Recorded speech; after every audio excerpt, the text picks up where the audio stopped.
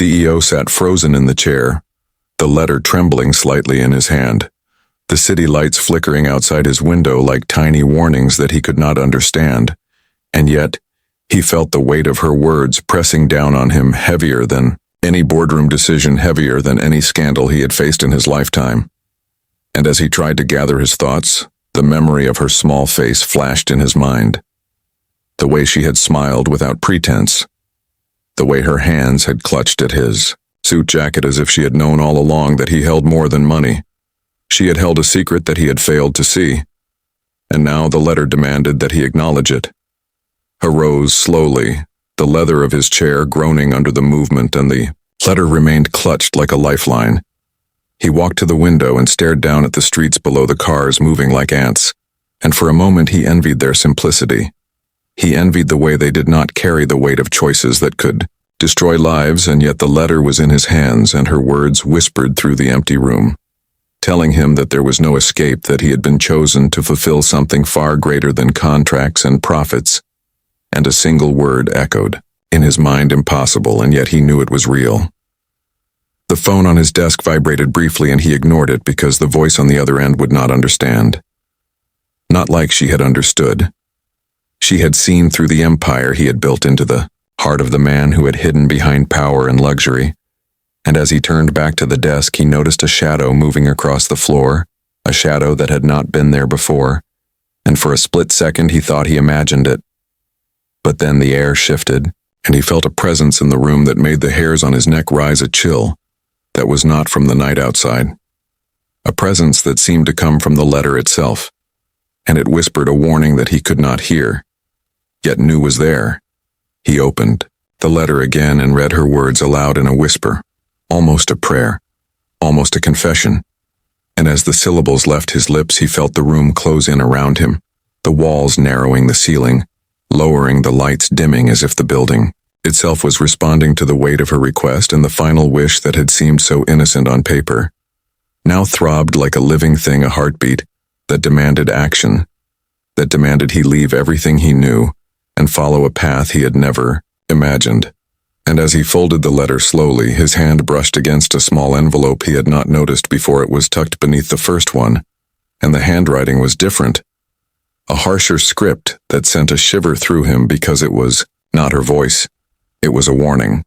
The envelope fell open before he could touch it, and inside lay a photograph, a single image of the little girl standing in a place he did not recognize. A dark alley, a room empty of life, a garden overgrown with shadows, and she was pointing directly at him as if to say, "Look, see what you must do." And behind her in the photograph, a figure lurked, a silhouette that mirrored his own shape. A figure that was human, and yet not human. And as he stared at it, the edges of the photograph seemed to ripple like water disturbed by some unseen hand, and he realized with sudden clarity that the letter had been only the beginning, that the real journey was waiting, outside the safety of his tower. And if he did not act, the consequences would not just touch him, but destroy the fragile threads of life he had tried to ignore. He left the office without a word, the security guards blinking as he passed like ghosts who did not dare ask questions. He walked down the stairwell, the echo of his shoes sounding too loud in the empty space, and the city felt different now. The lights dimmer, the air heavier, the wind carrying voices he could not place. And as he reached the street, he noticed the first sign of her influence, the graffiti on the walls. It was childish and neat, and yet every symbol seemed deliberate, every color a message only he could decipher. And when he bent down to examine one mark, he felt it move under his fingers like it was alive, and the sound of laughter reached him from somewhere above the buildings. Laughter that was hers and yet not hers, and he knew that the chase had begun. The cab he hailed seemed to appear out of nowhere. The driver, an old man whose eyes reflected a wisdom that unsettled him. The man said nothing, but the engine roared to life and carried him through streets that twisted like mazes, unfamiliar buildings rising and falling in ways that defied memory, and the letter burned in his pocket, as if reminding him that she had seen everything that he had. Not the cab stopped suddenly at a crossroad that had no sign and no name, the headlights illuminating a single tree in the center of the road, and as he stepped out, The ground beneath him shifted, the pavement cracking, slightly as if warning him not to proceed, and yet he could not stop because the photograph had told him this was where she waited. The alleyway was narrow and smelled of damp concrete and old secrets. He could hear footsteps ahead and behind. None, and the echo of the city faded into silence except for a faint humming that seemed to come from the walls themselves. And as he moved forward, he noticed markings carved into the brick symbols that matched the ones in the photograph, and at the end of the alley a door appeared. A wooden door that should not have been there. A door that vibrated slightly under his touch. And when he opened it, he was greeted by darkness that seemed to pull him inside, as if the night itself was alive and holding its breath for his decision. And inside the room the air was thick and he could feel eyes on him. Eyes that were not human, and yet familiar. A small figure emerged from the shadows.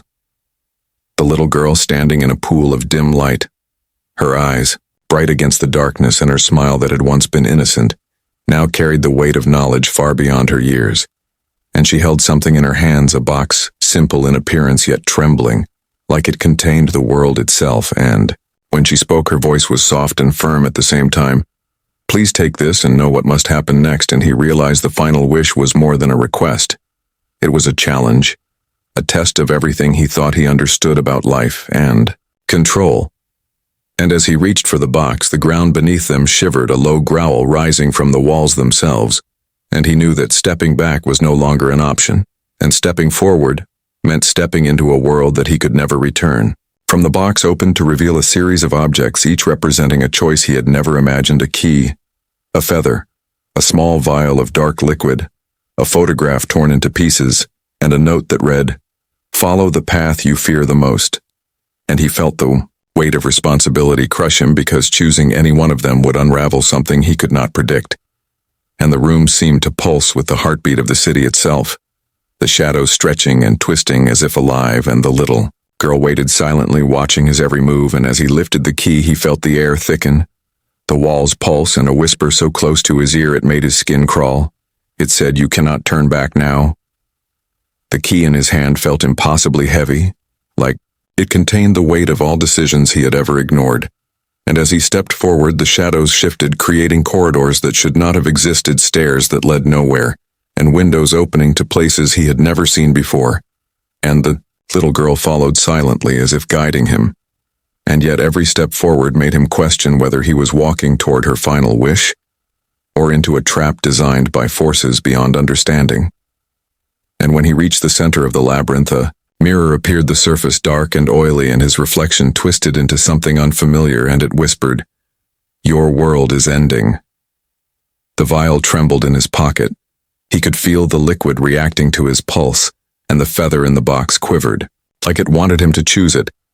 And the torn photograph seemed to call to him with voices of the past, the present, and the future. And he understood suddenly that the choices were not about saving or losing the city or the empire, but about his own soul. And the little girl stepped closer, placing her hand on his shoulder, her eyes pleading yet knowing, and the shadows around them deepened, like a storm gathering at the edge of the world, and he realized that the true test of the letter had only just begun. And as the wind howled outside the labyrinth walls, the whispers grew louder. The objects called to him one by one.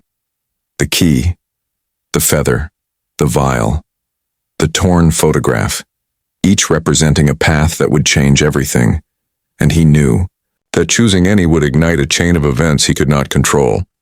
And the little girl watched silently, her final wish pressing on him like a weight he could not escape. And the mirror in front of him rippled, showing visions of consequences that could destroy not just him but everyone he cared about. And as he reached out, his fingers trembling to touch one of the objects, the shadows seemed to move with intent, trying to guide him or perhaps warn him, and he realized in a moment of absolute clarity that the final choice was not about power or greed or ambition. It was about understanding the cost of ignoring innocence and hope. And the world he had built was about to shatter.